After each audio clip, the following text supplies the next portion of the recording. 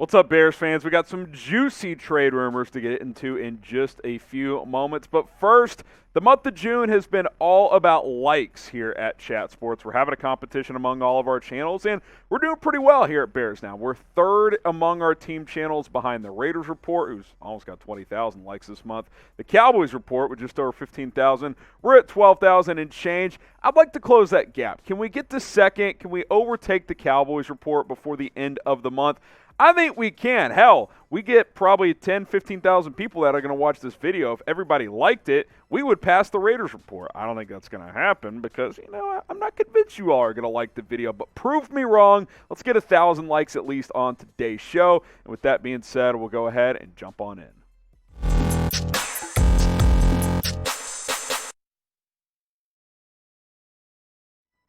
You're watching Bears Now by Chat Sports. I'm Harrison Graham, your host as always. Happy Sunday, happy Father's Day to all of the dads out there. If your dad is a golf fan, let him watch the U.S. Open today. This is the one day of the year that he can claim as his. I know I'm going to try to watch some golf later on as well. All right, we got some trade rumors to get into from Bleacher Report as they dropped an article of one trade every team in the NFL should make, and the Bears were actually involved in 3 of them. So I said, I'll just make an entire video out of this article and kind of break down their trade ideas involving the Bears. And since the Bears have almost $24 million in cap space, Ryan Poles and company, they have the money to make a move if they choose to do so. Now, again, I don't think Ryan Poles is going to do anything drastic to sacrifice major draft capital moving forward, at least this offseason, but he can make a minor move here or there. Maybe he could trade away a piece or two to get back some capital. We'll have to wait and see what happens over the next few weeks leading up to training camp. How about this? Should the Bears make a trade? And this doesn't mean trade for a superstar. It could mean trade away a player. It could mean make a minor trade. It could mean literally anything, just some sort of transaction. Let me know. Should the Bears make a trade? Y for yes, N for no. Let me know what you guys think. All right, let's break down Bleacher Report's trade ideas, and we'll have the specific trade proposals as well. Kenny Golladay to the Bears. I saw this floating around about a month ago, and I was like, I'm not going to talk about that on a video, but it's back, and Bleacher Report threw it out there. I was like, okay, I'll break it down this time. This is the trade idea. Kenny Golladay to the Bears for a 6th-round pick. On the surface, doesn't sound that bad because you're giving up a 6th for a guy who's been successful at times in this league. That's been a while, though. You look at his past 2 years, he's been injured, and when he has played, he hasn't been that productive. His last year in Detroit, no touchdowns on just 20 catches. Last year with the Giants, after signing that 4-year, $72 million contract, less than 50% reception on target rate. That's not great. Obviously, poor quarterback play as well, but still, just over 500 yards and only 3 touchdowns. I just don't think this makes that much sense. Again, on the surface, you're only giving up a 6th for a guy who has number 1 wide receiver potential, but he hasn't been close to that in over 2 years now. And if you trade for Kenny Golladay, you have to take on $13 million in cap space this year. Now, the Bears can afford that. I just outlined that. But I do think they want to roll over a decent amount of cap to next offseason to really be able to strike in 2023. $13 million for a receiver in Kenny Golladay that's just kind of disappeared for the last couple of seasons. I don't know. Now, you could cut him after next year without too much of a penalty the way his contract is structured, so that kind of makes it lower risk. But again, $13 million is still a decent amount for a guy who you don't really know what you're getting at this point. Would you do this trade for the Bears? Let me know, guys. Type T for trade, type P for pass. Would you do this trade if you are Ryan Poles?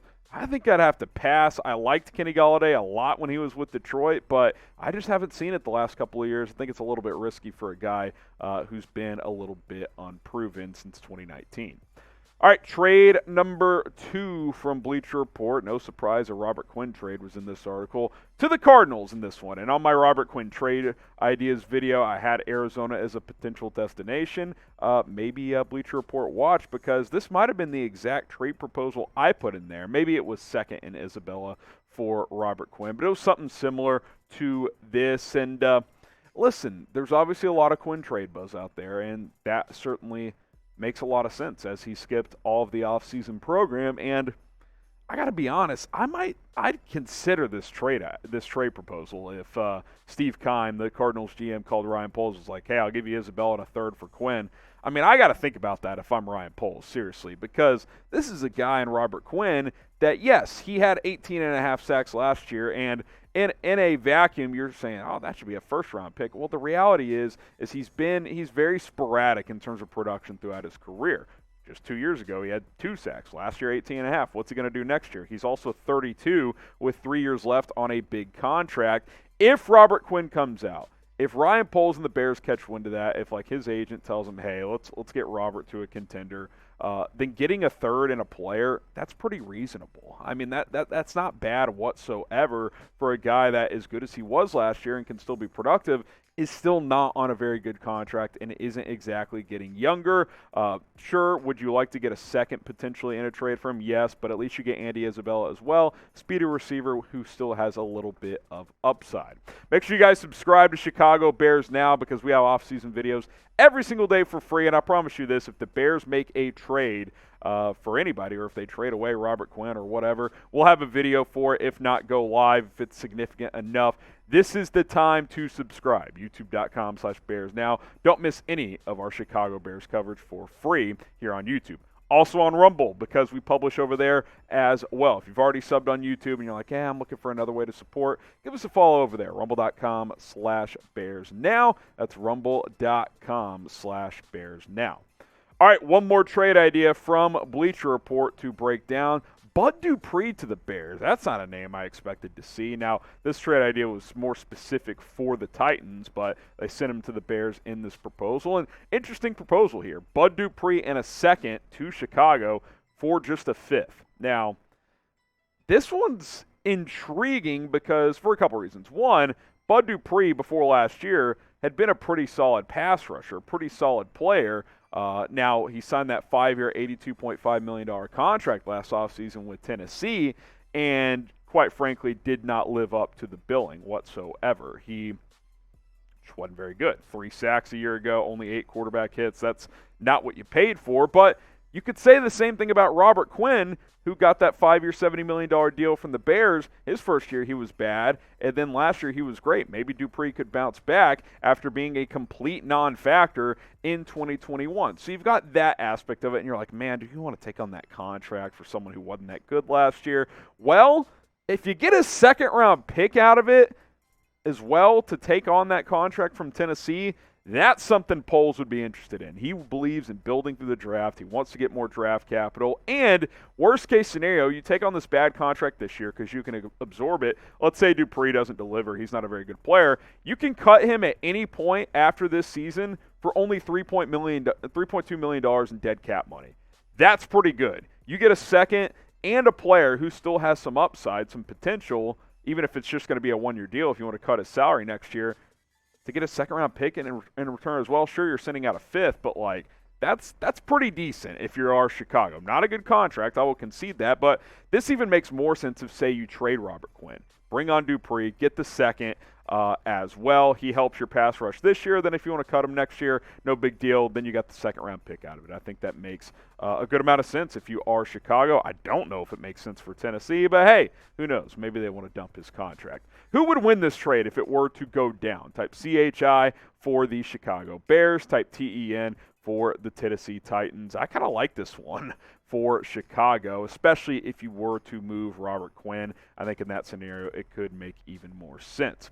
This will all be very interesting, breaking down these trade ideas, reading this stuff. Obviously, we're at the time of the year where, you're going to see a lot of this buzz, these rumors, because there's not a lot of on-field stuff happening. In fact, there's none. Minicamp is done. Training camp doesn't get going until late July. So I'll be curious to see if Ryan Poles and company spend some time on player acquisition, at least pursuing those opportunities, whether it be on the free agent market or on the trade block as well. They got some money, like I said. If they want to make a move or two, we'll see if that happens. I'm sure the Bears are evaluating how their roster is following minicamp.